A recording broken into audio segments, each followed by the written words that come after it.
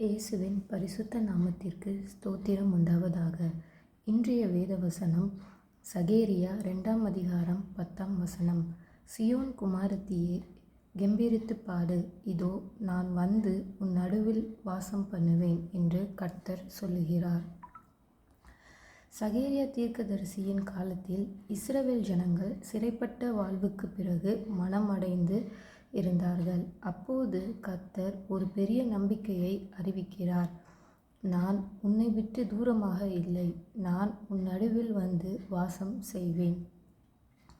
சூழ்நிலை மாறியதால் அல்ல, கர்த்தர் நம்மோடு இருக்கிறார் என்பதினாலே மகிழ்ச்சி என்று கெம்பீரித்து பாடு என்று கர்த்தர் சொல்லுகிறார்.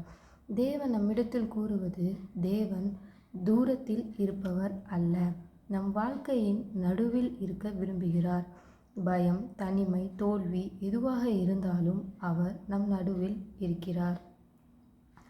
நீ ஒன்றும் இல்லாததாக நிலைமையில் இருந்தாலும், மனசு உடைந்திருக்கலாம், எதிர்காலம் தெரியாமல் இருக்கலாம். ஆனால் கர்த்தர் சொல்வது, நான் உன் வாழ்க்கைக்குள் வருகிறேன், உன்னோடு தங்குகிறேன், அதற்காகவே கெம்பீரித்து பாடு. சில நேரங்களில் நம் வாழ்க்கை வெறுமையாக தோன்றும். தேவன் எங்கே இருக்கிறார் என்று கேள்வி கூட வரும்.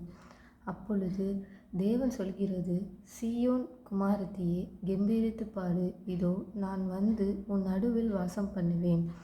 இந்த உலகம் நம்மை விட்டு போகலாம், ஆனால் கர்த்தர் ஒருபோதும் விட்டு போக மாட்டார்.